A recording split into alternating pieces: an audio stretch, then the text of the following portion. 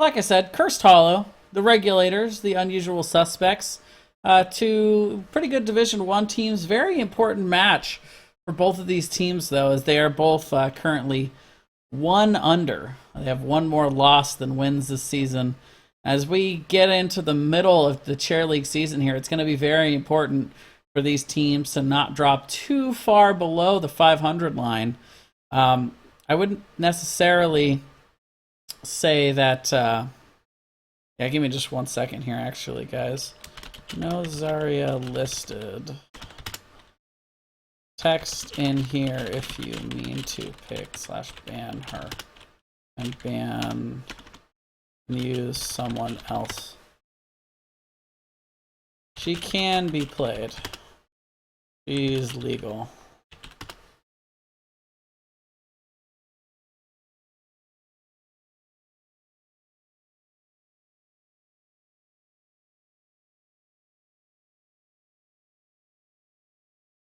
That's actually a really good question. If somebody else is allowed to play on from another team.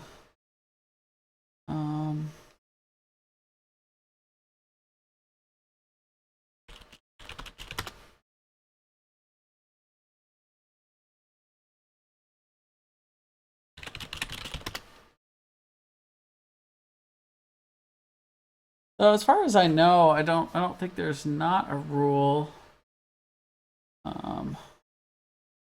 Oh yeah, playing on multiple teams. That's right.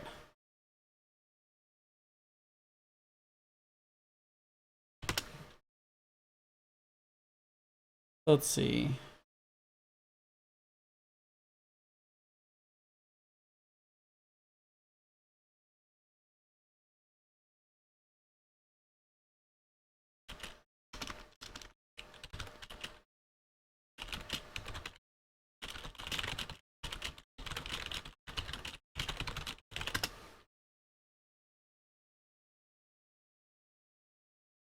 Anyway, as the draft continues here, as we try and deal with management issues, Nova is actually going to be a Zarya ban.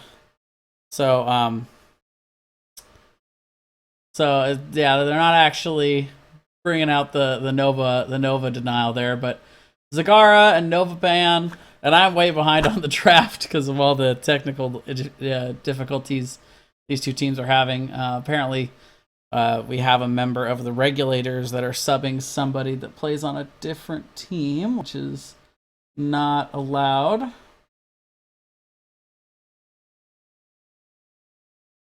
And we wouldn't want anyone to be punished by 70-year-old nuns with rulers, so that would be bad. As for the draft so far, we got Thrall, we got Malfurion and Li Ming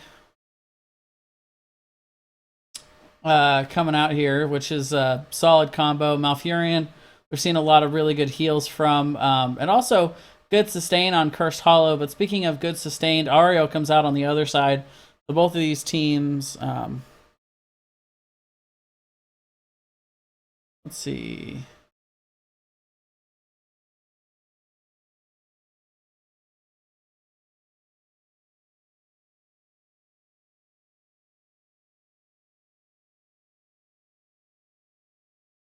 Oh, okay. So it looks like Jers is fine. Yeah, let me just look into it to make sure.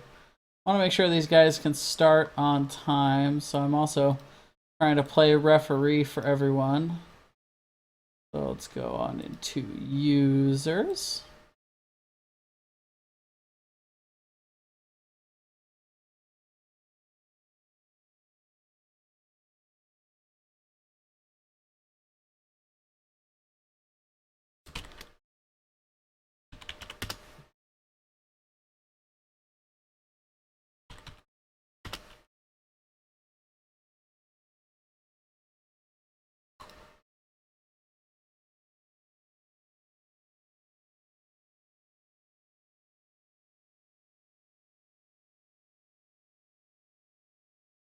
See.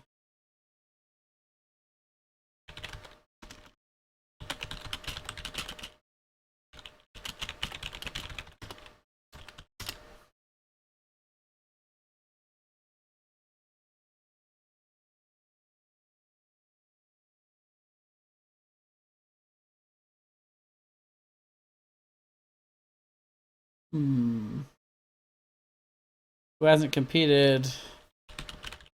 Hasn't competed since June, so that's fair.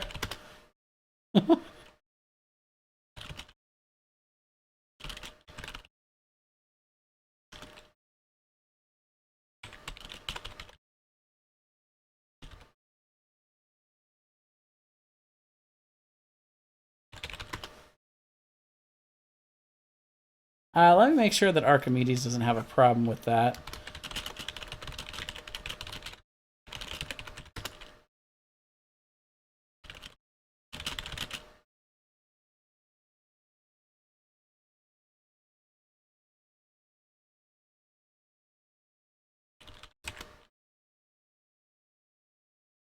Meanwhile, up in the draft window, we got the ETC and Falstead band. Oh, the Chen's coming out from Unusual Suspects. That's GG right there.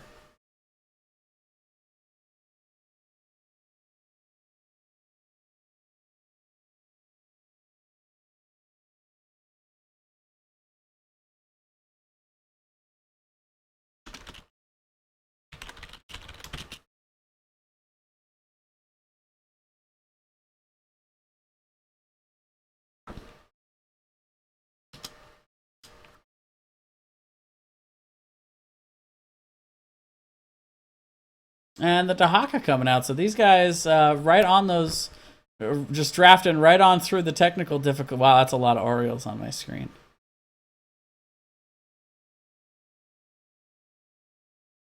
So let's analyze this draft for just a few minutes while we load in here onto Cursed Hollow. So we've got Muradin and Chen as the front line for Unusual Suspects. That is kind of a ridiculous amount of sustain up front to go along with Ariel. They've also got decent damage, but no burst damage. So that's going to be their big hang-up as we go into this match. Meanwhile, on the other side, Dahaka and Anubarak as the frontliners. Not as much sustain. Malfurion can give out some decent sustain ability, though, with his long-term heals. He's kind of OP right now. He's definitely in that first-tier pick most often, about as much as any other... as much as anybody else that I see lately. They also do have Sylve, which can give them some extra pushing power, of course, and Li Ming. No specialists over for the Unusual Suspects, but, you know, some could make the argument that right now Chen is kind of special in his own way with what with being able to soak tower shots directly to the face and not even having it phase him. Not salty at all. Hashtag sorry, not sorry. We'll have to see how this one comes out. I do like the Unusual Suspects draft with that big tanky front line to go with Ariel, but again, that burst damage for the Regulators, if they can really get on top of these shrines and try to win these early, they could be in for a pretty good game themselves. Definitely both teams drafting pretty strong heroes for the map. A good, solid denial from Anubarak, as well as Dahaka. Li Ming's got a lot of poke. Malfurion also not bad at interrupting, but on the other side, it's the same. You know, Chen and Muradin can zone out for days. Thrall has good solid poke and denial, as does Lunara. Both teams choosing that kind of sustained healing style to allow them to sustain on these map objectives. Either way, should be a lot of fun here on Cursed Hollow. Now that we are in the game and done with all of the making sure no one's breaking the rules, go ahead and introduce these teams to you. On the left, the blue team is going to be the Unusual Suspects. Archimedes on Ariel. DB Smiley is going to be playing Chen. Lorenzo on Muradin. Kahlo on Lunara. And Lurama is going to be playing Thrall. Meanwhile, on the right side, we've got the Regulators. Noir will be playing Malfurion. Nate Dogg will be playing Dahaka. ST Monkeys on Sylvanas. Rupp on Anubarak. And our silenced Jers Gamer will be playing Li Ming. Shh, don't tell anyone.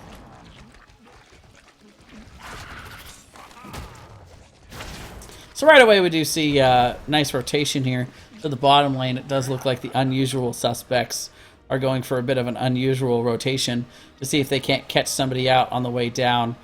In the mid, three-man rotation to the mid for the side of the Regulators. They're going to start pressuring that, but they've got Chen to contend with. Rupp is going to run right on in, but Lorenzo does whip the hammer. Won't be able to get that stun out, so nothing too crazy going to happen there. Rupp will just go ahead and start soaking that lane. DB Smiley up here. Just kind of making sure to keep those minions away from the tower while the rest of the team rotates up. Good use of that tanky Chen. I think Chen might be having to be hit with the nerf bout a little bit. The Chen lovers out there have been going crazy lately with how much damage he puts out now. It's a really scary presence for anybody that plays backline. Any healer or assassin in the game right now not liking to see Chen around on the other side of the battleground. So nothing too crazy going on at this point in the match. Both teams being extremely patient, just making sure to get all of this soak. Nobody going for too crazy of a dive, but here we go, actually. Looking for some Chen action there. Chen will be able to kick out before he goes down. Going to go ahead and be it to get that health back up. Not going to put too much pressure on Archimedes. Do have a sub in tonight for the Regulators. Jers Gamer playing for them tonight. Not sure who their normal is. I don't keep up with the Regulators enough. I've casted them a few times, though. They're a pretty solid team in general. We'll have to see if Jers can hold up his end here tonight. Again, very important match for both of these teams with just that slightly losing record at this point. If they can even it out tonight, it puts them in a good position to still have a possible playoff berth. But whoever loses tonight is going to be really on the back foot as far as trying to make it into that top 16 here for Division 1. It's going to be a setback, but possibly only a setback, as Kale Thoss likes to say. We do see both teams making a very strong rotation, a bit of a positional advantage here for the Unusual Suspects, which is not unusual considering their comp. They definitely want to be here first with this tanky front line, but they are going to completely isolate Chen, and First Blood is going to go over to the Regulators as they are able to catch him with a bit of an overextension there, and they do end up taking him down, and they are going to end up getting the curse for it. Also, we did see Unusual Suspects not rotating Lunara to that, just sending her to the bottom to go ahead and get this soak. Meanwhile, Dahaka able to brush stalk his way on down to this bottom lane. In the top lane, ton of pressure being applied here by the Regulators. They take that small win and are going to go ahead and get a front wall off of it. They realized Chen was not going to be a threat for a while. They had chased them into that corner, and with Sylvanas feeling the confidence to be able to go ahead and get in there and get that extra tower. Can't say as I blame them for that strategy. In the mid lane, going back and forth here a little bit. But yet again, we see the combination of a Nuvarak and Sylvanas up here. Going to go ahead and pressure. Ariel is not going to be enough to be able to deter that push and stop them from getting a little bit more top damage. That is the preferred lane here for the side of the Regulators. Their boss spawns in that top lane, so anything they can do to get some added pressure out on that top lane, they will take it. Meanwhile, we do see the tribute spawning in the bottom lane, so teams are going to start rotating to this. Archimedes taking a very safe route around the back end. Should be able to still rotate there in a reasonable amount of time before it gets too crazy, but still a little ways out. But so is Sylvanas. Sylvanas still deciding whether or not they really want to go down and pressure. They are going to elect to go ahead and bring her down for this. Callow taking a ton of harass from Jers there. Is actually going to have to back out from that orb and burrow charge combo, but Rupp completely isolated in here. Malfurion heals are not going to be enough to be able to keep him alive. However, the resets are on. It is a 2-for-1. DBS Smiley also in a ton of trouble. Is going to get a little heals from Archimedes from the backside, but is ultimately going to fall here. Archimedes also having to retreat. Nate Dogg still might be looking for that tongue, but ultimately will just go ahead and zone them out. And that was yet another really good win there by the Regulators, making a very, very good team effort to be able to respond as soon as we saw that burrow charge in from Rupp. He did get isolated, he did get killed, but he was able to get enough done in the middle of that team fight to be able to enable Jers to go ahead and get in there and get those resets rolling and turn that fight in their direction. 2 straight tributes going over to the side of the Regulators, and all of a sudden Unusual Suspects finding themselves in a bit of a tight spot here. Level 10 is going to be achieved first by the Regulators, but probably not before we see this this next tribute come out. It'd be quite a lot for them to soak an entire level here. And we do see a rotation from Lorenzo, but both of these frontliners going to go ahead and miss that their respective tongue and hammer combos. Noir are going to be able to heal up Nate Dogg slowly but surely with that Q. We do see the tongue coming out on Chen right away. DBS Smiley a little bit stuck in position there, but very tanky. And Rupp is actually yet again going to be the first one to go down.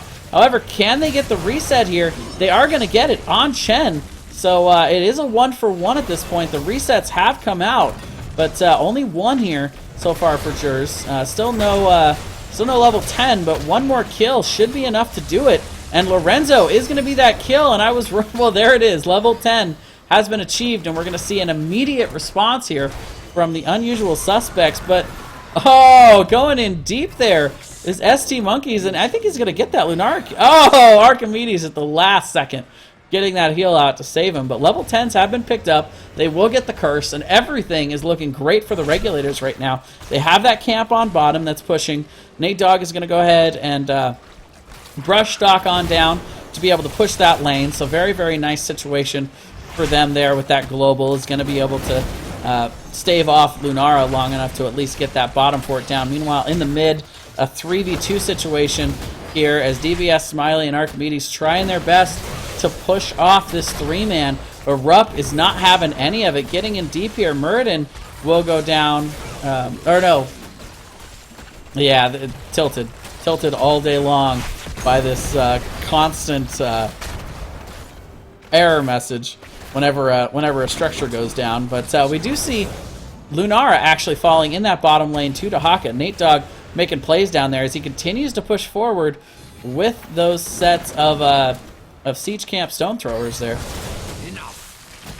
The root coming down, and we will also see Noir getting in there deep with that Twilight Dream to try and get a little extra value. They're going to get this front wall. So all three forts are down at this point. Nearly a full 3-level lead here for the Regulators. As soon as they clear up this lane, it's probably going to be more like 2. But still, the Regulators right around the corner from getting their level 13 talents. And they just have everything in the world going for them right now. There are no tributes here on the side of the Unusual Suspects. So we're starting off fresh. 0-0 for each team.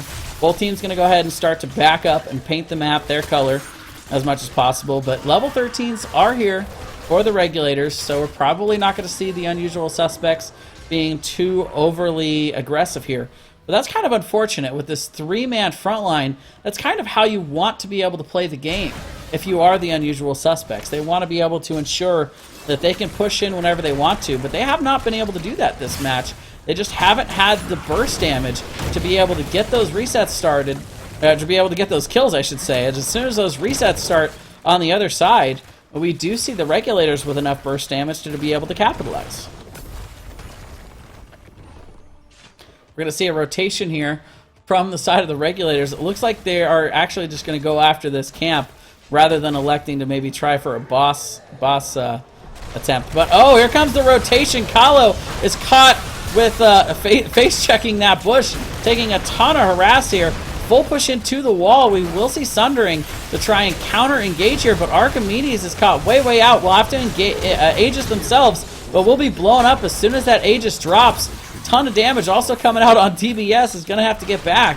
And yet another victory for the Regulators as they are able to get that pick out on Ariel. No healer at this stage for the Unusual Suspects. So they're going to be able to easily rotate out to grab this first tribute in the second phase of the game here. But they're not going to be able to gain too much from this. Short death timers at this phase, so they are able to send Haka up to split push, which is going to be valuable to get them that extra XP. They do pick up, of course, the tribute. But a nice response here from the Unusual Suspects. They're not rattled at this point. They go ahead and pick up their camp, and it looks like they're going to go straight to boss. They do scout it out with the Wisp up in the top to be able to see that the Regulators are rotating there. And so this is going to be pretty much a free boss take for the side of Unusual Suspects, and looks like they're anticipating a rotation here. Are the Regulators, so a little bit of a misplay there, not having any kind of vision. They did scout out the Wisp that was coming, so they figured that the Unusual Suspects might be trying for an invade, but ultimately, without their level 13 talents, probably wouldn't have been the best idea.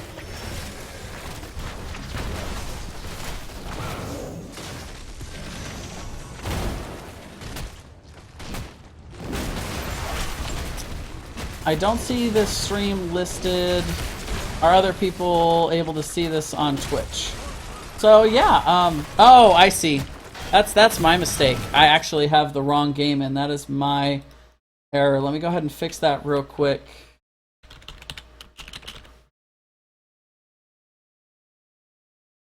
Thank you, Axon. I appreciate the feedback there. Got that all fixed. We're playing Heroes of the Storm, not World of Warcraft. What a shocker that is. Meanwhile, Tribute is up here for the Regulators. Going to be the second one, well, actually the fifth one in a row that they're going to be getting, but the second one in this set. So this next one will be Curse Point for them. Both teams going to go ahead and clear out their bosses. Not getting a ton of value out of either one there. So ultimately, nothing too crazy.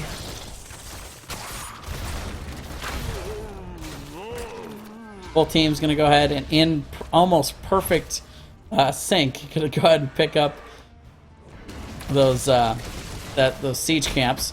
Meanwhile, we do see a little bit of a break here. Let's take a look at the talents. We do see Cocoon coming out for a new Barak there. Isolation, not a big surprise. Twilight Dream, kind of the big story here for Noir. We've seen a couple of value silences in the middle of those team fights. I think with such a big engage comp like what the Unusual Suspects have, you almost have to go after that talent. Of course, you know, the heals are nice, but if you can get an effective Twilight Dream or two in this situation, I think that that's going to make a big difference. Pretty standard picks over on the side of the Unusual Suspects. Nothing crazy sticking out. Thornwood Vines, of course, is kind of the standard pick for Lunara. So we do see the aggressive rotation here from the Unusual Suspects. They're going to go ahead and position in this far bush, looking to catch somebody out. Jers is going to walk right into that. It's going to be completely blown up. The Twilight Dream not in time to be able to save their burst damage dealer there. And that is going to be a little bit rough. A new Barak is going to go down. That's going to be a 2-for-1 so far as the fight rages on. However, Nate Dogg caught completely out here is able to burrow to be able to get a little bit more sustain, but ultimately is going to be bursted down here. That is a 3-for-1, and the Unusual Suspects making a big play to both deny the curse and maybe be able to turn this game around a little bit. They do still have to clean up these lanes. They've still got a long way to go, but that is a much-needed victory. With, again, on the back foot most of this game, but a very nice sequence there by the Unusual Suspects, getting a big team fight win here.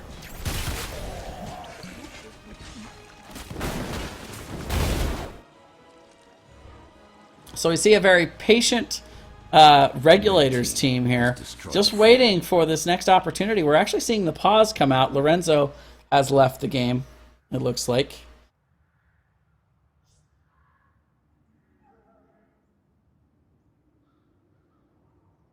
Yep. Don't want to have to play the game without Muradin. That would be quite the shame.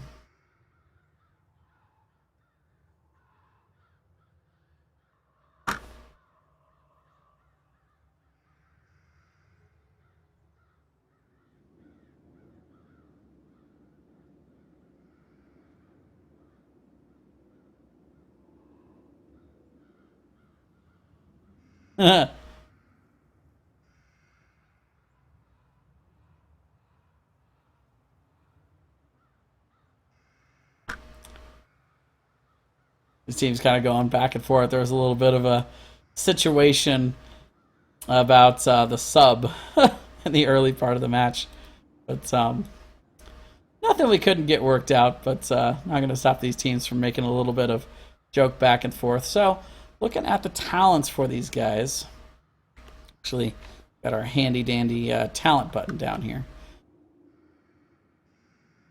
So Moonburn coming out there from Malfurion, getting the extra damage on the minions. Interesting pick by Noir. It is valuable on this map where you do want to have decent lane presence. I think that's pretty much every map, but being able to push the lanes out, especially in the mid, can help you see some of those rotations coming your way for these tributes to give your team an idea of when people are coming. Loon's Grace to get the increased range, which is great on this map, for the extra poke and denial potential. Cleanse coming out, which makes a lot of sense against a Thrall, against a Muradin, against a Lunara, where they're going to constantly be... well, and even an Ariel. A lot of CC over on the side of the Unusual Suspects. Twilight Dream, again, it's been pretty interesting. I don't know if we've seen more value in it than what we would see for, for Tranquility. In considering that two things in particular, a lot of this map is a lot of what's going on in this map is about sustainability. So when you can get those extra sustained heals out, it's not like Lili. You get the value of still being able to use your abilities with Malfurion while Tranquility is going off. So you can get a lot of extra sustain in those team fights, especially on the tributes, to be able to poke those out for as long as you need. Not to mention that we've got a team that is pretty much completely made up of sustained damage dealers. No burst over on the side of the Unusual Suspects. So being able to keep somebody alive, keep your whole team alive and topped off for a little while with Tranquility could have been value. But then again, you also get theoretically a lot of value from a frontline team like this out of Twilight Dream. So we'll have to see how that pick occurs, as we do have another curse point here and a very strong rotation from the Regulators as we are back in games. Everybody's ult are up, and here we go. DBS Smiley going to go head right in, and a nice burrow charge there from Rupp, being able to get out of that situation, not letting Chen isolate him, and there's the Twilight Dream. That is going to completely explode Chen. I take it back. Noir is a god. He picked it just right. Meanwhile, not giving up is the side of the Unusual Suspects. Archimedes will go ahead and hit that Aegis on themselves, but the sustained damage ultimately is going to be too much. It slowly but surely able to get those pokes out, and it is going to go over to the Regulators, a 2-for-0, as Lunara gets caught out on the backside, maybe getting a little bit too aggressive with those rotations, and ultimately not enough burst damage, again, to be able to feed the Ariel healing that was really necessary, and not enough to be able to blast through those slow but steady Malfurion heals. The level advantage, I'm sure, was part of the factor, but ultimately, just better sustained from the Regulators in terms of their healing here with Malfurion. DBS Smiley is on the run here, as it does look like the top keep is going to be completely toast here. First keep going over to the Regulators. Are they going to stay? It does not look like it. They've still got 24 seconds on this curse. They have a lot of different options here. Between these globals and everything, they could just hop right down to the bottom. A lot of ways to jump over that wall, but they're going to elect to go ahead and back out. Wisp is just sitting on that top boss, waiting to scout out, but it does look like they're going to rotate to the mid keep, seeing that most of the Unusual Suspects, or all of them I should say, are on the bottom lane. So they are going to rotate out. ST Monkey's going to get a little bit aggressive here. Is actually going to be caught out, but a very, very nice wave to be able to get out of that situation. Noir, not so lucky, however, will be collapsed on, but at the last second, the ice block coming out is going to be able to save him for a bit, but he will be blown up. But it is a 1-for-1, as Archimedes getting a little bit overly aggressive. And here come the resets from Li Ming. Jur's definitely holding up his end, as was foretold.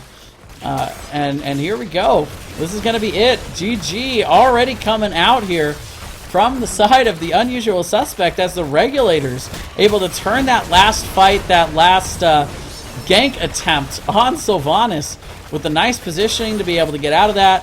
They did end up getting Malfurion, but that was all they got. And the Regulators coming out here on Cursed Hollow is going to take the win here in Week 5 in Division 1. Very, very nice game coming out from them. They did a lot of things right throughout the match. They made really nice rotations to the objectives. They also did a really, really nice job of being patient in those fights. They waited until they had somebody isolated, quite literally, in some cases, isolated. But they would wait until the Chen stepped out a little bit too far. They would wait until they could find Ariel and get to her and blow her up. And as soon as those fights started to turn just a little bit, we saw a very, very nice play coming out of. Wow, all their names are suddenly gone off of my screen. But what is this? What is this error? Jers Gamer. We saw those resets coming out from Jers in a very nice fashion, but Sylv actually doing most of the damage up here. ST Monkeys putting out a really, really nice game. Also, some very, very nice positioning, both to be able to take out those towers and be able to shut them down, but also the double haunting wave talent, being able to reposition if they got a little bit caught out. I didn't give this comp enough credit. I felt like they wouldn't have enough frontline presence, but Anubarak and Dahaka were plenty. Rupp would occasionally go in, and I'd be a little bit afraid, and he did even get blown up once or twice, but got more than enough value in the middle of those team fights to be able to still win the war for the Regulators.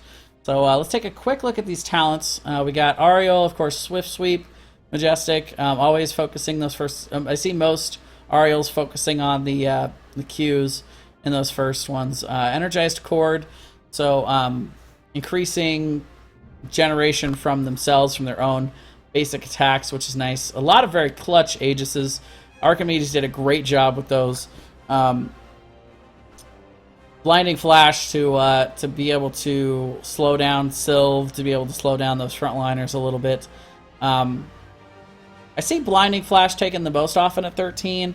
The other one that I see occasionally is the sweep to the center, which I think that push to the center goes pretty well with the bus talent. So it's kind of, I see, a lot of times see Blinding Flash coming out with Swift Sweep, which makes a lot of sense. And then Reservoir of Hope, hoping to get those bigger and bigger pools for bigger and bigger heals, I think, to be able to counter a lot of the burst damage. So a nice pick, but I think it was a little bit too, a little too late there. But not a Chen expert. I'm going to be the first to admit that. Barrel did do a nice job of occasionally isolating a few members of the Regulators and being able to blow them up, but ultimately they were able to sustain through that, I think, thanks to the Malfurion heals. Pretty standard build coming out from the Muradin, kind of going more damage heavy in the talents, of course, because of the Chen pick. Nature's Perspective and Nimble, which is great on this map, of course, with the extra speed. Vines got a lot of value in a lot of those team fights for the spread damage, but ultimately that poison damage, good counter to Uther. I'm not sure it's as good a counter to the new Malfurion, but ultimately only time will tell on that. I see a lot of people go leap lately to be able to get to that Malfurion and to be able to reposition, but that is a totally skill-based thing. You have to be super on with your positioning as a Lunara to be able to pull that kind of stuff off. Very standard build coming out from Lurama as well on Thrall. Noir coming out with one of the more unique talent builds that I've seen for Malfurion. Moonburn is definitely not what I expect at level 1, but I think most people go Innervate, especially with a team that's completely contrived of mana users on a map that's completely contrived of sustained team fighting on a lot of those shrines. But I'm not going to argue with him. He did do a pretty fair amount of siege damage, so a lot of that is going to be contributed to the multiple camps on this map, where you can get a lot of extra value there, along with being able to push out those lanes for vision. Alun's Grace, standard pickup, I would say probably the most standard pickup in the arsenal here, to get that extra. Well, also though, the burst damage at 4, or the burst healing, I should say, the extra burst heal is also nice at 4, but again, more of a sustained healing map, so being able to deny with that extra range is really nice.